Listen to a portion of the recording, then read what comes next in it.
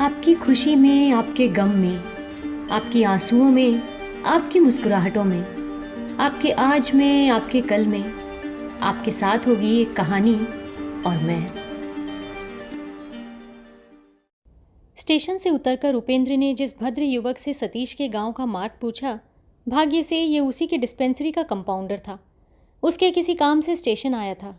अपने बाबू के ही मकान पर ये लोग जाने वाले हैं सुनकर वो दौड़ धूप करके केवल एक पालकी सरोजनी के लिए ठीक कर सका और उपेंद्र से बोला, वो महेशपुर दिखाई पड़ रहा है, चलिए न बातचीत करते करते पैदल ही चले चलें। जाने में आध घंटा भी न लगेगा, नहीं तो बैलगाड़ी से जाने में बहुत देर लगेगी। उपेंद्र की अवस्था पैदल चलने की नहीं थी, लेकिन बैलगाड़ी के भय से उन्हें पैदल चलना ही स्वीकार करना पड़ा। सरोजिनी को पालकी में बैठाकर और दरबान तथा दासी को उसके साथ करके उपेंद्र उसके साथ रवाना हो गए। उसकी अवस्था 17-18 वर्ष से अधिक नहीं थी। खूब चुर और फुर्तीला था। नाम एक कौड़ी था। उसे आशा थी अपने पास किए डॉक्टर साहब के साथ और 1 साल तक रहने से वो भी अलग प्रैक्टिस कर सकेगा। उसके मत से डॉक्टरी कोई विद्या नहीं है, केवल हाथ में थोड़ा सा यश रहना चाहिए। नहीं तो जिसे बचना है वो बचता है, जिसको मरना है वो किसी प्रकार भी नहीं बचता। उपेंद्र ने उससे कहा कि इस विषय में उसके साथ उसका कोई मतभेद नहीं है। इसके बाद उन्होंने पूछा, तुम्हारे बाबू अब कैसे हैं? एक कौड़ी ने कहा, बाबू आज 22 दिन हुए, वो तो अच्छे हो गए हैं।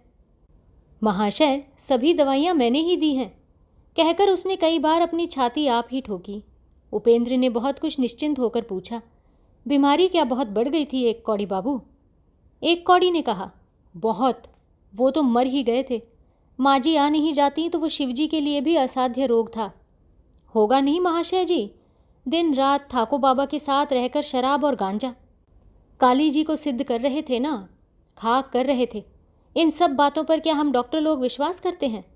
महाशय, हम लोग हैं साइंटिफिक मैन, लेकिन माँ जी ने आते ही ठाकुर बाबा की बाबागिरी खत्म कर दी, खींच कर उनका त्रिशूल फेंक दिया। उस उल्लू ने कई दिनों तक क्या कम उपद्रव किया। विश्वास कीजिए, सबको बाबू मारने खदेड़ने दौड़ता था। एक दिन साधारण सी बात पर मेरे ऊपर ऐसा दांत कटकटा दिया महाशय, लेकिन मैं तो बहुत भला आदमी हूँ, किसी से मैं झगड़ा विवाद करना नहीं चाहता। नहीं तो दूसरा कोई होता तो उस उल्लू का सिर काट लेता, कहकर एक कौड़ी ने अपना छाता आकाश में उछाल दिया। उपेंद्र ने आश्चर्य में पड़कर कहा, माँ जी कौन है? एक कौड़ी ने कहा, ये क्या मैं जानता हूँ महाशय, सभी लोग कहते हैं माँ जी, तो मैं भी कहता हूँ। उपेंद्र ने कहा, उनको तुमने देखा है? एक कौड़ी ने कहा, हाँ, मैं एक प्रकार से देखता ही तो हूँ। उपेंद्र ने पूछा, उनकी उम्र क्या है, बता सकते हो? एक कौड़ी ने सोचकर कहा, संभवतः 40-50 की होंगी। नहीं तो दूसरा कोई क्या बाबू को नियंत्रण में रख सकता था महाशय? डॉक्टर साहब तो कहते हैं कि वो ना आती तो सब समाप्त हो चुका था। एक कौड़ी के साथ उपेंद्र जब सतीश के घर पहुँचे तब दिन डूब ही रहा था। सरोजिनी पहले ही पहुँच गई थी। फाटक के बाहर बरगद के पेड़ के नीचे उनकी पालकी रखवाकर दरबान प्रतीक्षा कर रहा था। सामने ही दातव्य चिकित्सालय था, वहाँ लोगों की बहुत भीड़ लगी हुई थी। एक कौड़ी सबको साथ लिए नीचे के बैठक खाने में बिछाकर बिहारी को बुलाने गया, लेकिन उससे भेंट नहीं हुई। डॉक्टर साहब भी बाहर रोगी देखने के लिए गए हुए थे। सभी लोग भीड़ लगाकर उनके लिए प्रतीक्षा कर रहे थे। उपेंद्र को इन माँ जी के विषय में अत्यंत संदेह था, इसीलिए सरोजिनी को वहीं रुकने के लिए कहकर वो सीधे सीढ़ियों से ऊपर चढ़ गए। सतीश बिछौने पर सो रहा था। उसके सिराहने बैठकर सावित्री ध्यान से कागज़ देख रही थी। उस ओर को खुली खिड़की से सूर्यास्त की लाल आभा फर्श पर बिखर रही थी। ऐसे ही समय में दरवाजे का भारी पर्दा हटाने की आवाज़ सुनकर सावित्री ने मुंह ऊपर उठाकर देखा। एक अपरिचित भले आदमी आ गए हैं। घबराहट के साथ माथे का घूंघट ऊपर खींचकर उठकर खड़ी होने की चेष्टा करते ही आगंतुक ने निकट आकर कहा, आप उठिए मत, मैं हूँ उपेन। आप सावित्री हैं ना? सावित्री ने सिर हिलाकर बताया, हाँ, लेकिन भय से, लज्जा से, संकोच से वो मानो मर सी गई। उपेंद्र ने पूछा, सतीश सो रहा है, अब कैसा है? सावित्री ने पहले की ही तरह सिर हिलाकर बताया, अच्छा है। उपेंद्र तब धीरे धीरे आकर पलंग के कोने पर बैठ गए। अपना कर्तव्य उन्होंने पहले ही निश्चित कर लिया था। बोले, मुझे वो चिट्ठी आपने ही लिखी थी, ये मैं अब समझ गया हूँ। मुझे आने के लिए लिखकर अपने सुख दुख, अपने भले बुरे को आपने कितना तुच्छ बना दिया था। आप ये मत समझिए कि इन बातों को मैं समझता नहीं हूँ। ये तो स्वजन का परिचय है। सावित्री को ऐसा जान पड़ा मानो वो स्वप्न देख रही हो। ये मानो कोई दूसरा ही व्यक्ति है। सतीश का वो उपेन भैया नहीं है। उपेंद्र ने थोड़ी देर तक मौन रहकर कहा, तुमसे मैं उम्र में बड़ा हूँ। तुमको मैं सावित्री कहकर पुकारूंगा। तुम मुझे भैया कहकर पुकारना। आज से मेरी छोटी बहन हो तुम। सावित्री ने चुपचाप उठकर उपेंद्र के पाँव के पास झुककर प्रणाम किया और दोनों हाथ बढ़ाकर उपेंद्र के जूते का फीता खोलते खोलते सिर झुकाए हुए पूछा, आने में इतनी देर क्यों हुई? चिट्ठी क्या ठीक समय पर नहीं मिली? उपेंद्र ने सावित्री के काम में बाधा नहीं दी। सहज भाव से बोले, नहीं बहन, मिली नहीं। परसों पुरी में तुम्हारी चिट्ठी पाकर चला आ रहा हूँ, लेकिन तुमको एक बहुत ही सहज काम करना है बहन। यहीं पर उपेंद्र के मुंह की बात रुक गई। सावित्री ने जूते खोलकर एक ओर रख दिए। मोजा खोलते खोलते उसने पूछा, कौन काम है भैया? फिर भी उपेंद्र चुप ही रहे। इसके बाद मानो जोर लगाकर भीतर का संकोच दूर करके बोले, लेकिन तुम्हारे अतिरिक्त और किसी में ये काम करने की शक्ति नहीं है। एक और इस काम को कर सकती थी, वो थी सुरबाला। सावित्री चुपचाप प्रतीक्षा कर रही है, ये देखकर उपेंद्र ने कहा, सरोजिनी का नाम सुना है? सावित्री ने सिर हिलाकर कहा, सुना है। संभवतः सब कुछ सुन चुकी हो। सावित्री ने उसी प्रकार सिर हिलाकर बताया, उसे सब कुछ मालूम है। तब उपेंद्र ने धीरे धीरे कहा, सतीश की बीमारी की बात का नाम सुनकर उसे किसी प्रकार भी रोका नहीं जा सका। मेरे साथ वो भी चली आई है, नीचे के कमरे में बैठी हुई है। उसका कोई उपाय करो बहन। सावित्री शीघ्रता से उठ खड़ी हुई, बोली, वो आई हैं? मैं अभी जाकर, लेकिन मैं क्या उनके पास जा सकती हूँ भैया? इस संकेत को उपेंद्र समझ गए। दोनों आंखें फैलाकर मुक्त कंठ से बोल उठे, तुम जा नहीं सकती? मेरी छोटी बहन क्या संसार में किसी भी स्त्री से छोटी है कि कहीं भी उसे सिर ऊंचा करके खड़ी रहने में संकोच होगा? मेरी बहन होना क्या संसार में साधारण परिचय है बहन?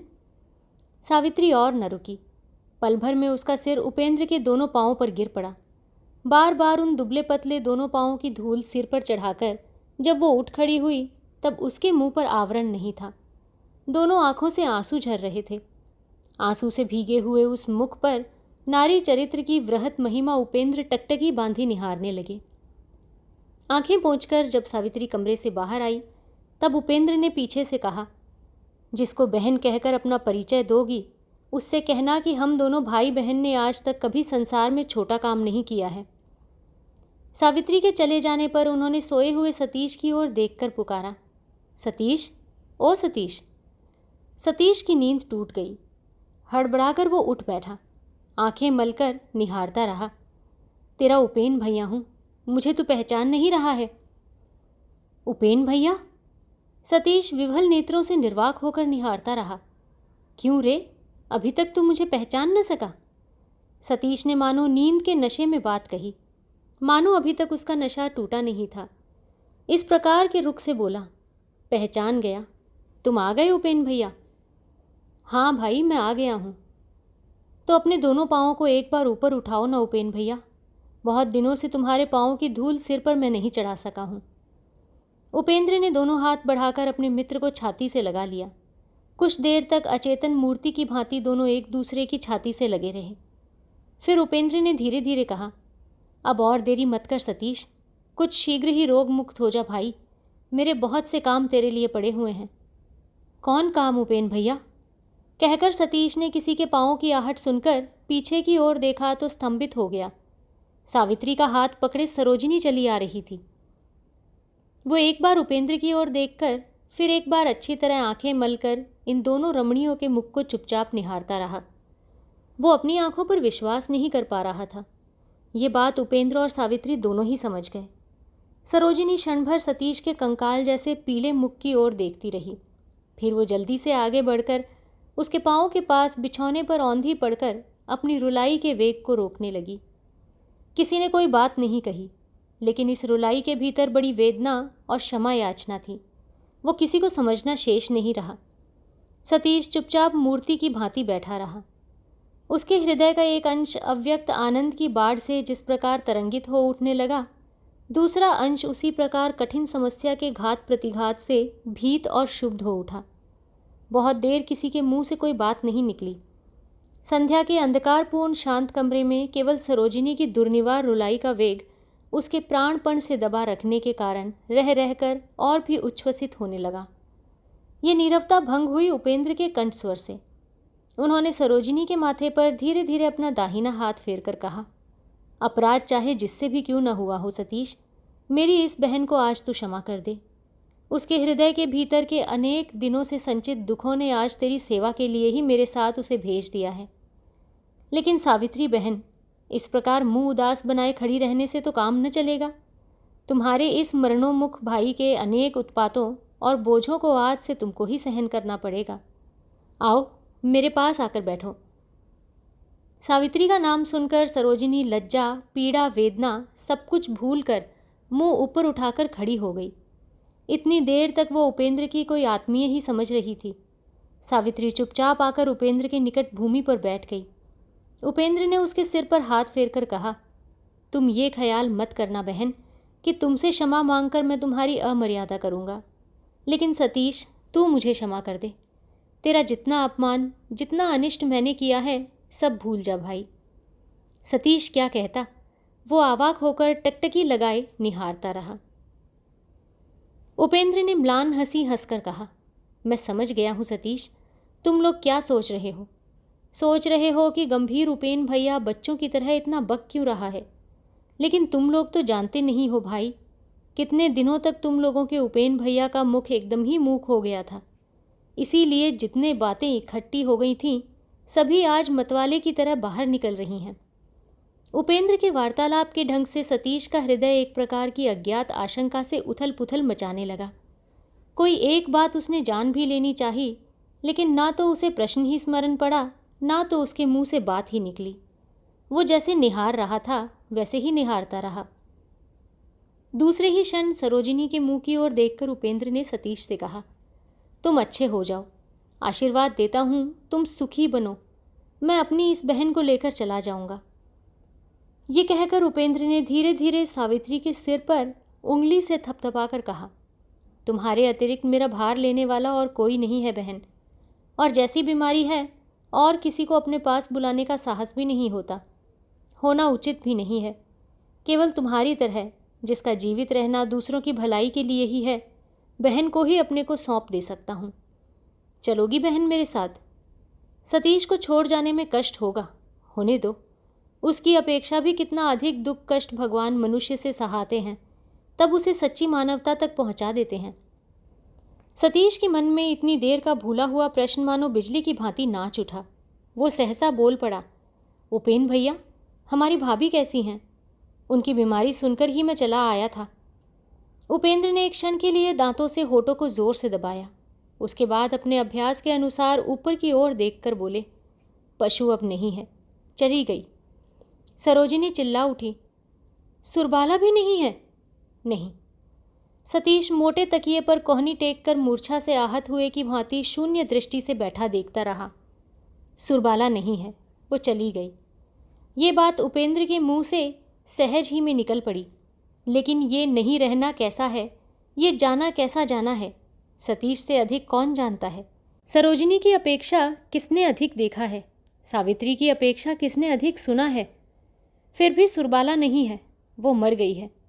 सतीश के मुंह की ओर देखकर उपेंद्र ने हंसकर कहा, भगवान ने ले लिया, उसकी फिर नालिश क्या। लेकिन इस समय यदि दिवाकर पास रहता, माँ बाप नहीं हैं, बचपन से पाल पोस कर इतना बड़ा किया, वो भी जाने कहाँ चला गया। मालूम नहीं मरने से पूर्व एक बार देख पाऊंगा या नहीं। सतीश ने उसी प्रकार मूर्छाहत की भांति पूछा, दिवाकर को क्या हुआ उपेन भैया? उपेन ने कहा, क्या जाने उसका क्या हुआ। कलकत्ता में हारान बाबू के घर में रहकर पढ़ने को ठीक कर दिया था। ये अत्यंत लज्जा की बात किसी से कही भी नहीं जाती, कहने की इच्छा भी नहीं होती। घर के लोग आज तक जानते हैं कि कलकत्ता में पढ़ रहा है। सुरबाला उसको बहुत स्नेह करती थी। उस बेचारी ने मरने के पूर्व उसे देखना चाहा था, लेकिन उसकी वो साध भी मैं पूरी न कर सका। हारान बाबू की स्त्री के साथ वो कहाँ चला गया, इसका कुछ भी पता नहीं है। तीनों श्रोता एक ही साथ अव्यक्त कंठ से क्या कहकर चिल्ला उठे। स्पष्ट रूप से कुछ भी समझ में नहीं आया। इसके बाद सभी चुप हो गए। समूचा कमरा एक शून्य शमशान की भांति नीरव हो गया। कोई भी उपेंद्र के मुंह की ओर निहार भी न सका, लेकिन प्रत्येक को ही ये ज्ञात होने लगा कि उन लोगों का इतने दिनों का दुख, कष्ट, मान, अभिमान मानो इस आकाश भेदी वेदना के सामने अत्यंत तुच्छ हो गया है। सावित्री सतीश से सभी बातें सुन चुकी थी, सभी बातें वो जानती थी। वो सोचने लगी, इस विपुल शून्यता को इस मनुष्य ने किस वस्तु से भर दिया है, इस व्यथा को वो किस तरह अपने प्रतिदिन की जीवन यात्रा में डोल फिरता है। उसने पाँव पर धीरे धीरे हाथ फेरते फेरते कहा, भैया, इन सब बीमारियों में तुम्हारे लिए पहाड़ की हवा खूब अच्छी होगी, ठीक है ना? उपेंद्र ने उसके माथे पर हाथ रखकर कहा, हाँ बहन, यही बात तो डॉक्टर भी कहते हैं, लेकिन भगवान जिसको बुलाते हैं उसको कुछ भी फायदा नहीं करता, जाना ही पड़ता है। सावित्री ने कहा, कुछ भी हो भैया, लेकिन हम लोग पहाड़ पर ही जाकर रहें। उपेंद्र ने हंसकर कहा, अच्छा, ऐसा ही करना। महामाया की पूजा निकट आ गई और सतीश के स्वस्थ होने के पूर्व ही बंगालियों के सर्वश्रेष्ठ आनंदोत्सव के दिन सुख स्वप्न की भांति बीत गए। और भी कुछ दिन यहाँ रहने की बात थी, लेकिन उपेंद्र के शरीर की अवस्था देखकर सावित्री ने त्रयोदशी के दिन यात्रा करने का दिन निश्चित कर लिया। उपेंद्र की आपत्ति के विरुद्ध उसने हट करके कहा, ये नहीं होगा भैया, सतीश बाबू की बीमारी अब नहीं है, उनका शरीर सबल हो जाने तक प्रतीक्षा करने से तुमको मैं ढूंढ कर ना पाऊंगी। परसों हम लोगों को यहाँ से जाना होगा, तुम बाधा मत दो भैया। उपेंद्र ने मुस्कुराकर कहा, अच्छा देखा जाएगा, लेकिन ऐसा होने से क्या तुम मुझे ढूंढ कर पा जाओगी बहन? सावित्री तर्क न करके चली गई। उपेंद्र के दिन यहाँ शांति से बीत रहे थे, इसीलिए जाने के लिए उनको कोई शीघ्रता नहीं थी, और यात्रा का दिन इतना निकट है ये भी संभवतः उन्होंने विश्वास नहीं किया। लेकिन सतीश का मुंह सूख गया, क्योंकि इस हट के साथ उसका घनिष्ठ परिचय था। इसे वो भली प्रकार जानता था कि ये कोई बाधा नहीं मानती, और जो कोई उसके संपर्क में है उसी को अब तक दबकर रहना पड़ता है। इसलिए त्रयोदशी किसी प्रकार भी न टलेगी, इसमें उसके मन में तनिक भी संदेह नहीं रहा, लेकिन उसने बात नहीं कही। दूसरे दिन भी इस संबंध में वो मौन ही रहा। उसके सामने ही बिहारी ने जब सजल नेत्रों से पूछा, अब कितने दिनों में दर्शन दोगी माँ? तब भी सतीश चुप रहा। सावित्री ने सतीश के मुंह की ओर कनखियों से देखकर गंभीरता से कहा, तुम्हारे बाबू का जिस दिन विवाह होगा बिहारी, उसी दिन फिर भेंट होगी। अवश्य ही तुम्हारे बाबू यदि कृपा करके बुलाएंगे तब। लगभग 10 दिन पूर्व सरोजिनी को ले जाने के लिए जब ज्योतिष स्वयं आए थे, तभी उपेंद्र की मध्यस्थता में विवाह की बात पक्की हो गई थी। सतीश ने कुछ भी आपत्ति नहीं की।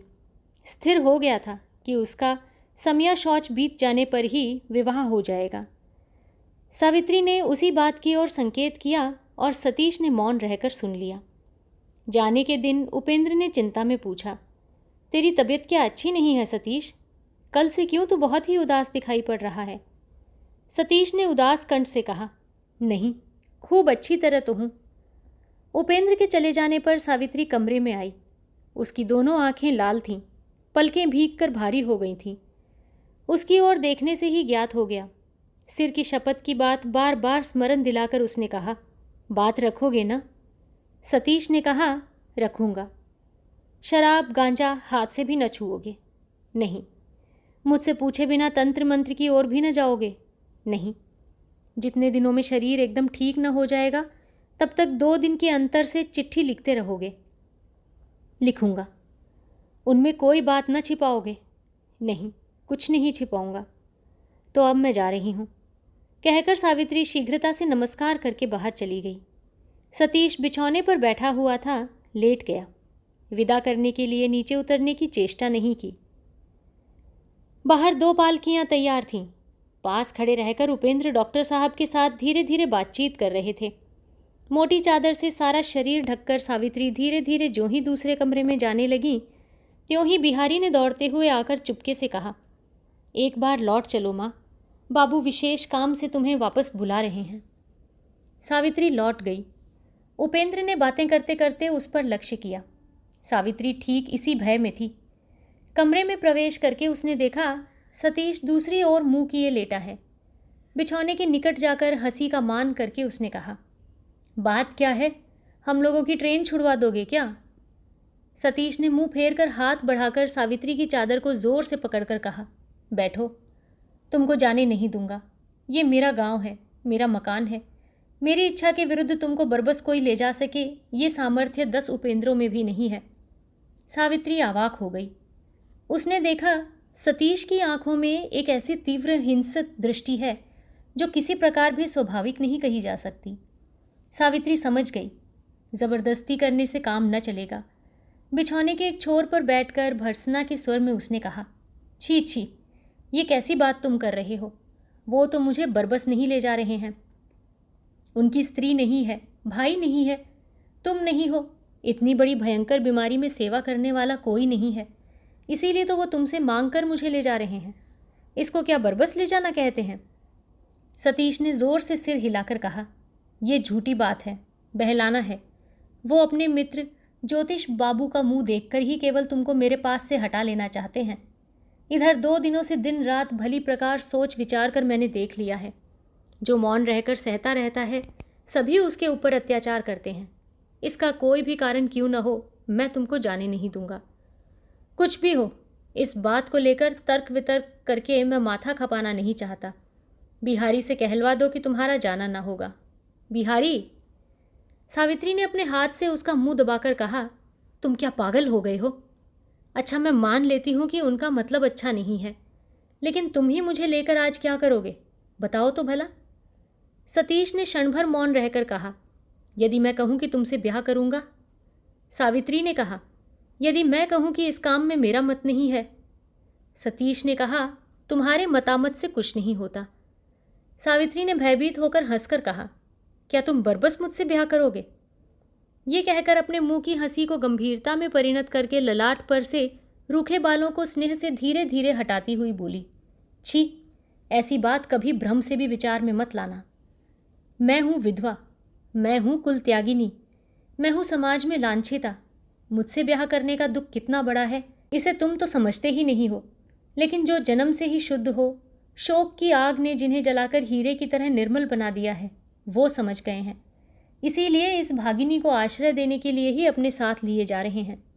उनकी मंगल कामना को आज तुम आवेग में रहने के कारण देख न सकोगे, लेकिन इसी कारण उन पर झूठ मूठ दोषारोपण करके तुम अपराधी न बनो।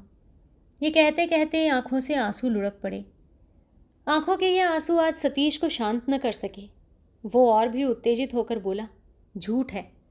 तुमने इसी प्रकार अपने को मुझसे अलग रखकर मेरा सर्वनाश किया है। उपेन भैया ने ही कहा है, तुम संसार में किसी की अपेक्षा छोटी नहीं हो, ये सच है। सावित्री ने कहा, नहीं, ये बात नहीं है। भैया आप समाज से परे हैं, इस लोक से परे हैं। उनके मुंह की जो बात सच है, दूसरे के मुंह से दूसरे की आवश्यकता के अनुसार सच नहीं है। तुम कहोगे सच हो या झूठ, मैं समाज को नहीं चाहता, मैं तुमको चाहता हूँ, लेकिन मैं तो ये नहीं कह सकती। समाज मुझे नहीं चाहता, ये मैं जानती हूँ, लेकिन मैं तो समाज को चाहती हूँ। मैं तो उसे मानती हूँ, मैं तो जानती हूँ, श्रद्धा के अतिरिक्त प्रेम टिक नहीं सकता। समाज जिस स्त्री को उसके सम्मान का आसन नहीं देता, किसी भी स्वामी की सामर्थ्य नहीं है कि अपने बल से उसके उस आसन को बचा कर रख सके। अजी, इस असाध्य साधना की चेष्टा मत करो।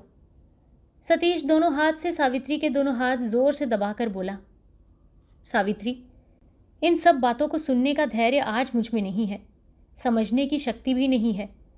आज केवल मुझे छूकर तुम ये सच बात सीधे तौर से कह दो कि तुम मुझे प्यार करती हो या नहीं।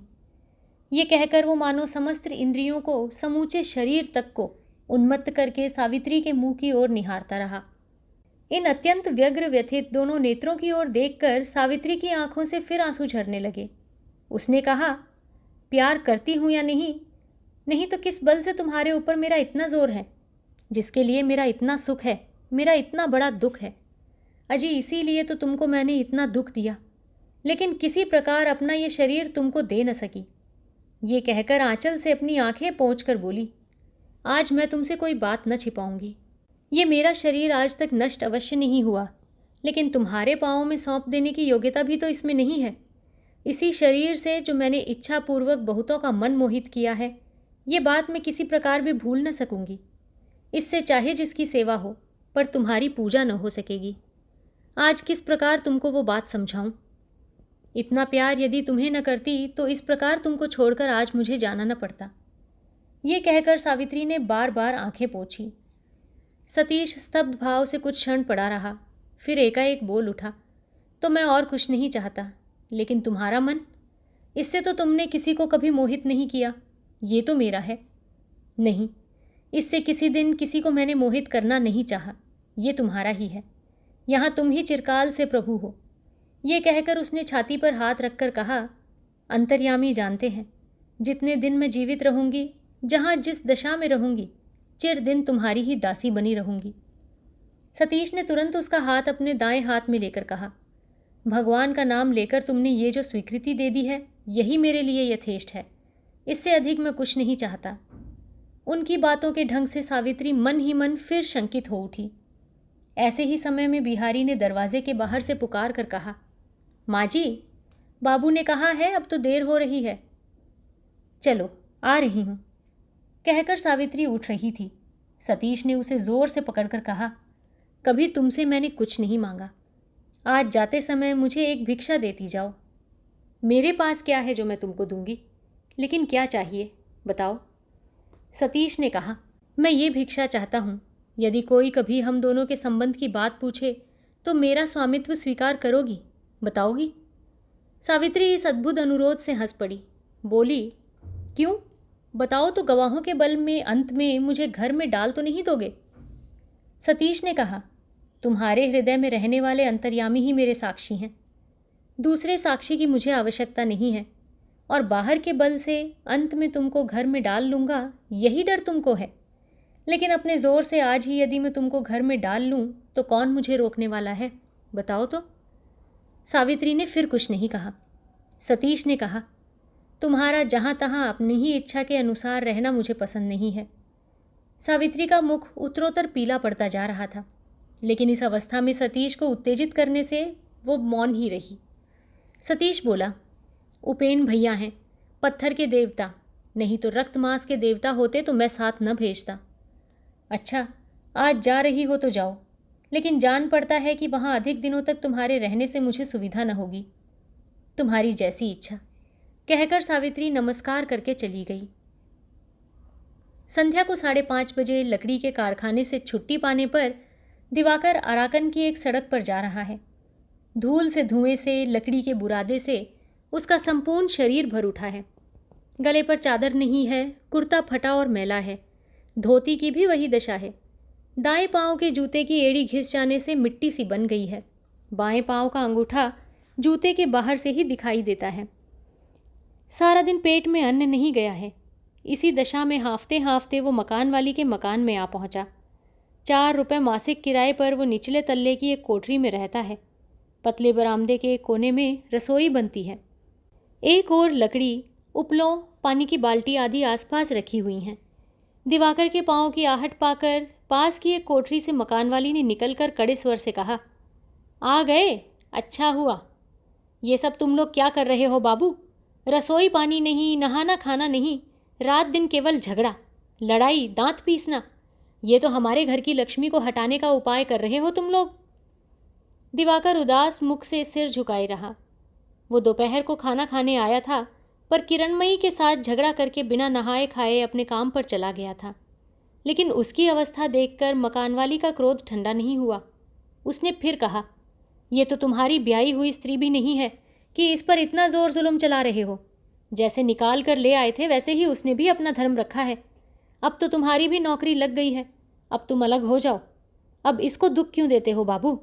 ऐसी जवान औरत खाए पिए बिना सूख कर कांटा बन गई है। थोड़ी देर तक मौन रहकर वो बोली, नहीं तो इसकी चिंता ही क्या है? वही मोड़ पर जो मारवाड़ी बाबू है वो रोज़ ही मेरे पास आदमी भेजता है, कहता है सोने से सारा शरीर मर दूंगा। और तुमको भी औरत के लिए चिंता क्या है बाबू? भात बिखेर देने से क्या कौवे का अभाव रहता है? जाओ, हट जाओ, मेरी बात मानो। कई दिनों से कह रही हूँ तुम लोगों से, मेल जोल अब नहीं होगा। दिवाकर ने बीच में ही रोक कर कहा, रहने दो रहने दो, मेरी बात उठाने की आवश्यकता नहीं है। लेकिन उनका भी क्या यही मत है? तुम ही उनकी मंत्राणी हो क्या? ठीक उसी समय किरणमयी अपनी कोठरी से बाहर निकल आई।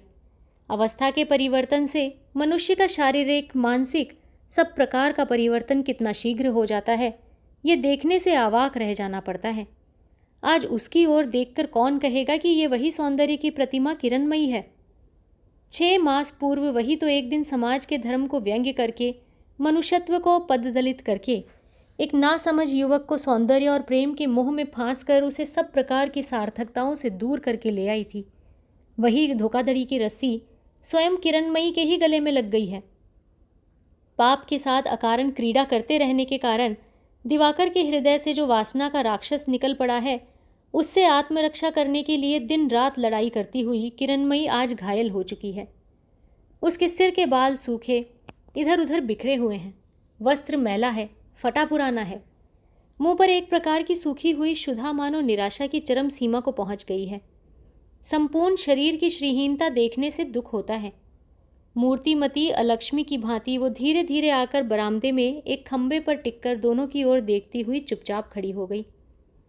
उसे देखते ही भूख से व्याकुल दिवाकर गरज उठा। निर्लज्जता की सीमा नहीं रही। वो मुंहजोर दिवाकर आज घर भर के लोगों के सामने ऐसी भाषा में चिल्ला चिल्ला कर बोल सकता है, इस पर विश्वास करना सरल नहीं है। लेकिन वास्तव में उसने ये जो कहा, क्या भाभी यही बात है? अब मारवाड़ी, मुसलमान, बर्मी, मद्रासी, इनकी ही आवश्यकता है क्या? ओह, इसीलिए दिन रात झगड़ा हो रहा है, इसीलिए मैं आंखों का जहर हो गया हूँ। किरणमयी पहले तो जैसे कुछ समझी ही नहीं, इसी भाव से केवल उसकी ओर निहारती रही। लेकिन उसका उत्तर दिया मकान वाली ने। वो थोड़ा सा और आगे बढ़कर हाथ हिलाकर आंख मुंह मटकाकर बोली, वो क्या ना चाहेगी बताओ? हम लोग तो गृहस्थी की कुलवधू नहीं हैं कि एक आदमी को पकड़कर बैठी रहेंगी। हम लोग हैं सुख के कबूतर, एकदम स्वतंत्र। जहाँ जिसके पास सुख मिलेगा, सोना दाना मिलेगा, उसके पास चली जाएंगी। इसमें लज्जा की क्या बात है, और इसे छिपाना ही क्यों? दिवाकर ने क्रोध से जलकर उसको धमका कर कहा, तू चुप रह बेवकूफ़ कहीं की, जिससे पूछ रहा हूँ वही बोले। इस बार मकान वाली बारूद की तरह भभक उठी, मारने को तैयार सी होकर बोली, मेरे ही मकान में रहकर मुझे ही बेवकूफ़ कह रहा है, निकल जा मेरे मकान से। दिवाकर भी क्रुद्ध हो उठा। 6 महीने पूर्व अपने बहुत बड़े दुस्वप्न में भी संभवतः ये कल्पना करना संभव न होता कि वो एक अछूत गणिका द्वारा इतना अपमानित होने के बाद भी कमर कसकर तू मैं में कहकर झगड़ा कर सकता है। लेकिन वो तो अब उपेंद्र सुरबाला के स्नेहपूर्ण आदर प्यार से पोषित होने वाला दिवाकर नहीं रह गया है। इसीलिए वो भी नेत्र लाल करके गरज उठा, क्या मुझे निकल जाने को कहती है? क्या तू किराया नहीं लेती? मकान वाली ने भी वैसे ही गरज कर कहा, वाह, बड़ा आया है किराया देने वाला। तुझे धिक्कार है, तुझे तो गले में डालने को भी रस्सी नहीं जुटती रे। कहती हूँ निकल, नहीं तो झाड़ू मार कर निकाल दूंगी। अच्छा, निकलवा रहा हूँ, कहकर दिवाकर ने दांत पीस कर पागल की भांति दौड़कर किरणमयी को धक्का लगा दिया। सारा दिन भूख प्यास से थकी किरणमयी उस धक्के को संभाल न सकी। पहले तो वो रंग की एक खाली बाल्टी पर जा गिरी, फिर वहाँ से लुढ़ककर गोबर के ढेर पर मुंह के बल जा गिरी। उन्मत्त दिवाकर बोला, जा निकल जा, कौन है तेरा मारवाड़ी, दूर हो। ये कहकर वो घर के अंदर घुस गया। मकान वाली भयंकर रूप से चिल्ला उठी। कारखाने से अभी अभी लौटने वाले मजदूरों का दल हाथ मुंह की कालिक धो रहा था। चिल्लाहट से चौंककर हाथ का साबुन फेंककर वो दौड़ पड़े। मकान वाली नकनकाकर पुकार मचाने लगी, बहू को मार डाला रे, इस बदमाश छोकरे को तुम लोग मारते मारते निकाल बाहर करो, फिर मेरे घर में ना आने पाए। मकान वाली के कहने पर वो लोग कमरे में घुसने को ज्यों ही तैयार हुए, त्यों ही किरणमयी माथे का घूंघट खींचकर उठकर बैठ गई और दृढ़ स्वर से बोली, झगड़ा वगड़ा किसके घर में नहीं होता। मेरे शरीर पर हाथ लगाया है तो तुम लोगों का क्या, तुम लोग अपने घर जाओ। ये कहकर वो तुरंत उठ खड़ी हुई और कमरे में जाकर किवाड़ बंद कर दिए। बल विक्रम दिखाने का सुयोग खोकर लोग उदास मन से लौट गए। मकान वाली बाहर खड़ी होकर गाल पर हाथ रखकर बोली, गजब हो रहा है। दरवाज़ा बंद करके किरणमयी ने दिया सलाई से बत्ती जलाई। लकड़ी का घर चौड़ा न रहने पर भी लंबा था। एक ओर मूंज से बनी चारपाई पर दिवाकर का बिछौना है, दूसरी ओर काठ के फर्श पर किरणमयी का बिछौना लपेटा हुआ है। पांव की ओर कुछ मिट्टी के बर्तन एक के ऊपर एक करके रखे हुए हैं। और उसी कोने में लकड़ी के सिराहने पर रसोई की हांडी, कढ़ाई, कलछी आदि रखे हुए हैं। यही उनकी गृहस्थी के सामान हैं। बत्ती जलाकर किरणमयी दरवाजे के पास फर्श पर स्थिर होकर बैठ गई। किसी के मुंह से कोई बात न निकली। चारपाई पर दिवाकर सिर झुकाए चुपचाप बैठा था। इसी प्रकार बड़ी देर तक दोनों मौन बैठे रहे। फिर धीरे धीरे उठकर किरणमयी आकर सामने खड़ी होकर सहज भाव से बोली, हांडी में भात रखा है, परोस देती हूँ, चलो खा लो। दिवाकर ने रुंधे स्वर से कहा, नहीं। उसके गले के स्वर जान पड़ा कि वो अब तक रो रहा था। किरणमयी ने कहा, नहीं क्यों? सारा दिन तुमने कुछ खाया नहीं, आज न खाने पर भी कल तो खाना ही होगा। खाने पहनने में क्रोध करने से काम नहीं चलता, मैं भात परोस देती हूँ। दिवाकर उत्तर तक न दे सका। लज्जा तथा पश्चाताप से वो जल उठा। सचमुच ही वो किरणमयी को प्यार करता था। यहाँ आने के बाद से बहुत दिनों तक बाहर के लोगों के जानने पर भी अंदर ही अंदर बहुत ही गुप्त रूप से दोनों के बीच आसक्ति और विरक्ति का जो संग्राम प्रतिदिन चल रहा था, उसका प्रत्येक आघात दिवाकर चुपचाप सह रहा था। कुछ दिनों से ये लड़ाई प्रकट और अत्यंत घोर हो जाने पर भी ऐसी उत्तेजना बहुत बार हुई थी, लेकिन अब से पूर्व किसी दिन उसने इस प्रकार आत्मविस्मृत होकर पाश्विक आचरण नहीं किया था। वास्तव में किसी कारण से, किसी भी अत्याचार के कारण वो किरणमयी के शरीर पर हाथ नहीं उठा सकता है, और सचमुच ही उसने अभी अभी उठा भी दिया। इसे वो अब तक ठीक प्रकार से मन में समझ नहीं पा रहा था। इसीलिए कमरे में घुसकर वो स्वप्नाविष्ट की भांति बिछौने पर आ बैठा था।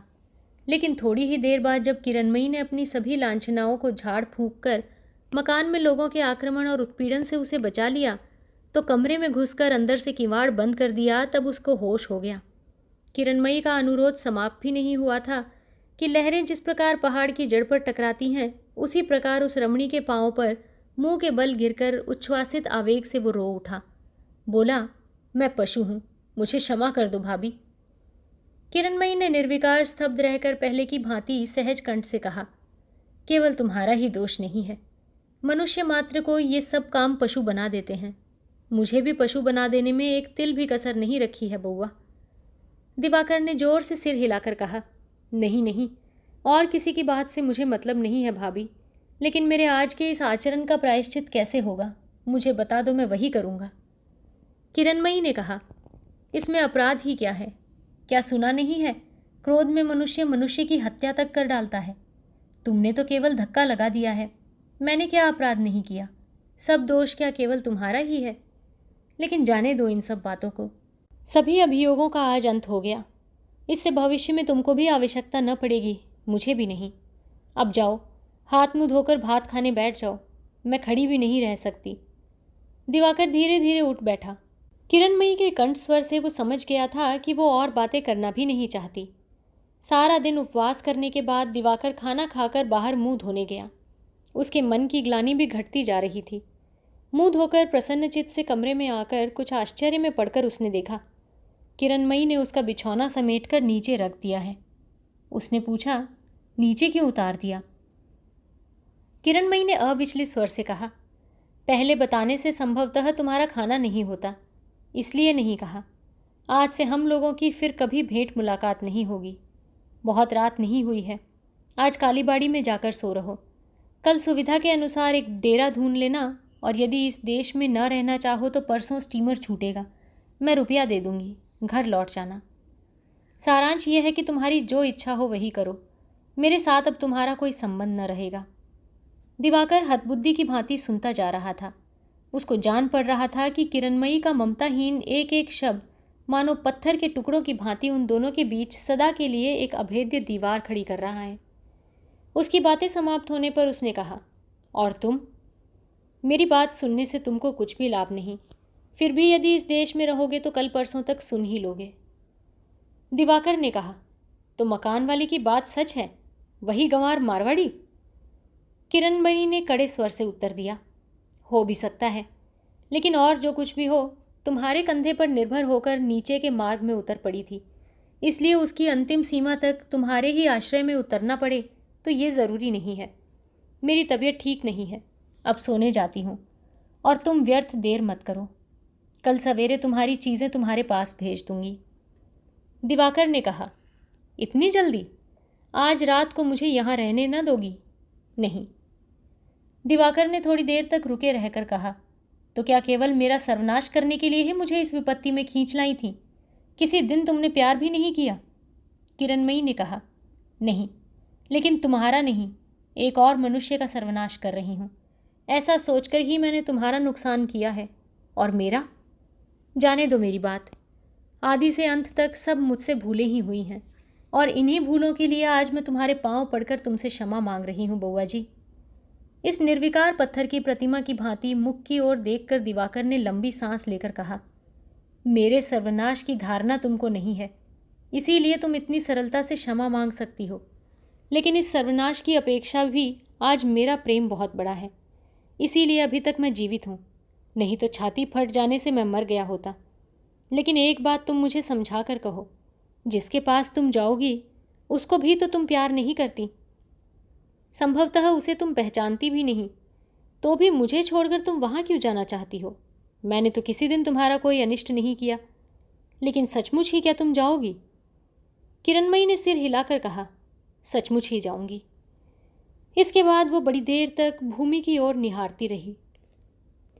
फिर थोड़ी देर बाद मुंह ऊपर उठाकर बोली, नहीं, आज मैं कुछ भी नहीं छिपाऊंगी। मैं भगवान को नहीं मानती, ना आत्मा को मानती हूँ। ये सब मेरे लिए व्यर्थ हैं, एकदम असत्य हैं। मैं मानती हूँ केवल इहकाल को और इस शरीर को। जीवन में केवल एक व्यक्ति के सामने मैंने हार मानी थी, वो थी सुरबाला। लेकिन जाने दो इस बात को। सच कहती हूँ बउआ जी, मैं मानती हूँ केवल इहकाल को और इस सुंदर शरीर को, लेकिन मेरा ऐसा फूटा भाग्य है, इसी से अनंग की भांति पतंग को भी मैंने मोहित करना चाहा था। ये कहकर लंबी सांस छोड़कर किरणमयी चुप हो गई। 2 क्षण चुप रहकर उसने मानो सहसा जागकर कहा, उसके बाद एक दिन, जिस दिन सचमुच ही मैंने प्यार किया बउआ, उसी दिन मैं जान गई क्यों मेरा सारा शरीर इतने दिनों तक इसके लिए उत्कंठित होकर प्रतीक्षा कर रहा था। दिवाकर ने व्यग्र होकर कहा, किसके लिए भाभी? किरणमयी हंसकर मानो अपने मन में ही कहने लगी, मैंने सोचा था मेरे इस प्रेम की तुलना संभवतः तुम्हारे स्वर्ग में भी नहीं है, लेकिन वो स्वर्ग टिक न सका। उस दिन महाभारत की कहानियों के विषय में जिस स्त्री से मैं हार गई थी, फिर उसी से हार मान लेनी पड़ी। प्रेम के द्वंद्व में भी सिर झुकाकर मैं चली आई। मोह का नशा हट गया।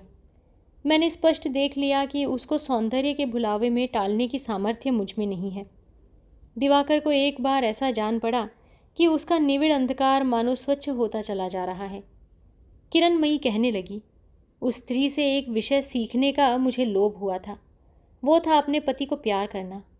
संभवतः मैं सीख भी सकती थी, लेकिन ऐसा फूटा भाग्य है कि वो मार्ग भी 2 दिनों में बंद हो गया। अच्छी बात है। तुमने क्या पूछा था बउआ? तुमको मैं क्यों प्यार करती? प्यार तो किया था अवश्य, लेकिन मैं उम्र में बड़ी हूँ, इसीलिए जिस दिन तुम्हारे उपेन भैया मेरे हाथ में तुमको सौंप गए थे, उसी दिन से मैंने तुमको छोटे भाई की तरह प्यार किया था। इसीलिए तो 6 महीने से अपनी ही छलना से मैं शत विक्षत हो रही हूँ। तुम्हारी आंखों की भूख से, तुम्हारे मुंह की प्रार्थना से मेरा सारा शरीर घृणा से, लज्जा से कांप उठता है। इसे क्या तुम एक दिन भी न समझ सके? जाओ, अब तुम हट जाओ। मुझे पाप पुण्य स्वर्ग नरक कुछ भी न रहे, लेकिन इस शरीर पर तुम्हारी लोलुप दृष्टि मैं अब सह नहीं सकती। ये कहकर उसने बिछौना उठाकर दिवाकर के सामने फेंक दिया और बोली, अब तुम पर मेरा विश्वास नहीं रहा। मेरा एक और छोटा भाई आज भी जीवित है। उसी सतीश का मुंह देखकर मुझे तुमसे आत्मरक्षा करनी पड़ेगी। तुम जाओ। दिवाकर फिर दोबारा कुछ न कहकर बिछौना उठाकर बाहर के अंधकार में विलीन हो गया।